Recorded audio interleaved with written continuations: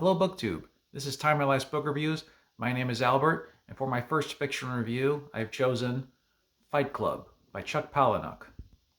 This book was first published in 1996, and it was adapted into a very successful movie with Edward Norton and Brad Pitt. And then in 1999, this book was named the second most challenged book.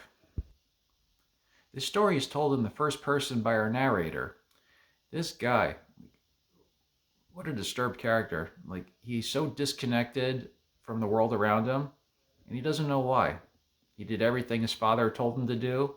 Went to college, got a good job, and here he feels so empty. There's such a strong disconnect between this narrator and the world that our narrator doesn't even have a name. I think that was done intentionally by the author, Chuck, just to show you how disconnected he was from this life. He has no name. And we never learn what his name either. Like, nobody ever calls him by it. There's no reference to his true identity whatsoever. The only way he can feel any connection to human beings whatsoever is that he goes to these different survivors meetings, like people with different cancers, different diseases, and he himself is perfectly fine. Just to show you how disturbed this guy is, he goes to these meetings, he fakes an illness, and he just like hugs people and cries with them. That's literally the only way this guy can feel like a human being. And one day he's at one of these meetings and he meets this woman named Marla.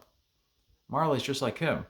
She's a big phony. She also goes to these meetings, and he's really pissed off about that too. It's kind of like dark, twisted humor. Like he needs this meeting for himself to feel alive. So does she. So they have to work out a schedule, like who goes to what meeting. Kind of dark and twisted. It's like, okay, like Tuesday night brain parasites. I get that. Oh, I forgot to mention what our narrator does for a living. You want to talk about a shit job? This guy does. He's a recall. He assesses recalls. Essentially, if, like, let's say a car catches on fire, he analyzes the car, find out what caused the fire, and he does the math. Is it cheaper for the company to issue a recall or release the product to the market and pay for the damages afterwards? Sweet Jesus, imagine having a job like that. Jumping ahead a little bit, our narrator goes on vacation and he meets a man named Tyler Durden. And Tyler Durden is really everything that our narrator is not. He's very good looking, has a rather magnetic personality, and they go on vacation, they exchange numbers. And one day, our narrator's apartment blows up. For whatever reason. And everything he lived for is destroyed. His empty, materialistic life is now gone. And he only has one place to turn. He calls up the number that Tyler gave him, and they arrange to meet. And that's where both of their lives change forever. So our narrator and Tyler, they meet up, for dinner or whatever. And then as they leave, they're in the parking lot, and that's when Tyler drops the bomb, so to speak, and asks the famous line that has lived on ever since. I want you to hit me as hard as you can. And the author's style of writing is very unique because, like, Tyler just says this line out of nowhere, and then we kind of backtrack to figure out where we got to this point. You see this throughout the book as well. It's kind of choppy, but at the same time, it flows very smoothly. So you don't feel lost at all. It's actually kind of interesting. It's like they give you the line first, and you're like, I got to find out what the hell this means. And then Fight Club is born. Fight Club, it's an underground organization. It's almost like a replacement for the therapy that our narrator has been going to. It's a club for men. I mentioned a little thing here too. Probably the funniest damn line I've ever read in my life happens in this part of the book right here. Talking about, like, in Fight Club, all these men, they come in, they fight each other, and they're described as a very interesting way. The author says that these men were all raised by women. Now, it's kind of hard to explain that, but, like, they firsthand, maybe other guys out there too, men raised by women. In a kind of twisted way, this is a little humorous to us. Fight Club is a place for these men to go and they can feel alive for the first time. Famous rules like one fight at a time, no shirts, no shoes, all those rules that are described to us. But two things to be taken away from these fights. let's say when you win a fight, you feel like a god, like the best feeling you ever felt in your life.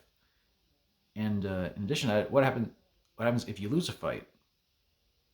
Sometimes this is even more important than winning. Sometimes you get a beating, you hurt, you heal up, and you realize just how unbreakable you are. In a dangerous way, that could be even more. I'm sorry, in a way that could be even more dangerous than the feeling of winning. So that's where we start off. But then at one point in the book, the story takes a huge turn. It's quite something. So, our narrator goes to live with Tyler. He's essentially squatting in this abandoned house that's on a street. Like, hasn't been sold yet, so until the property gets sold, they're squatting in this house. And Tyler says they need to make soap. Comes out of nowhere, like, what are you going to do with soap? Well, it turns out what they do is, this is how they earn money. This is messed up. There's a lot of social commentary you can say about this here. It's like they steal human fat from the clinics, like the fat that's been liposuctioned in bags of medical waste in the bins. They steal it, and then they burn the fat to make soap, and then they sell the incredible soap they make. And that's how Tyler earns a living. But here's the thing: they're not just making soap. Because as it turns out, as part of the process, when you boil the human fat, you get glycerin. They skim the glycerin off the top, and glycerin can be used to make dynamite. And yeah, this is where the book takes a completely different turn. One very important thing I have to mention too, talking about when they were making the soap, when you think about it, it makes sense because our narrator does recall assessments, he studies explosions. So clearly he has some knowledge, like some chemistry background. He knows what causes explosions. He has some background, so he would have knowledge of how to make dynamite. And personally, I really appreciate that by the author for this reason. I love that he doesn't like talk down to his audience. Like he doesn't blatantly say that. Like he throws it out there, and like you figure it out yourself. You connect the dots. Like, oh yeah, recall assessment. He would know how to do this stuff. Personally, I can't stand it when authors talk down to us like we don't understand things. So big props to you, Chuck. Thus brings us to the true nature of Fight Club. Fight Club is in every sense of the word a cult. Tyler Durden is a very magnetic leader, and he's preying on the minds of young men to do his bidding. And what we find out is his intention all along, and our narrator gets wrapped up into this mess. Tyler Durden's intention all along is essentially to form a doomsday cult and wreak havoc and destruction on the rest of the world. Before you know it, Fight Club starts opening up chapters, like all over the country in every major city.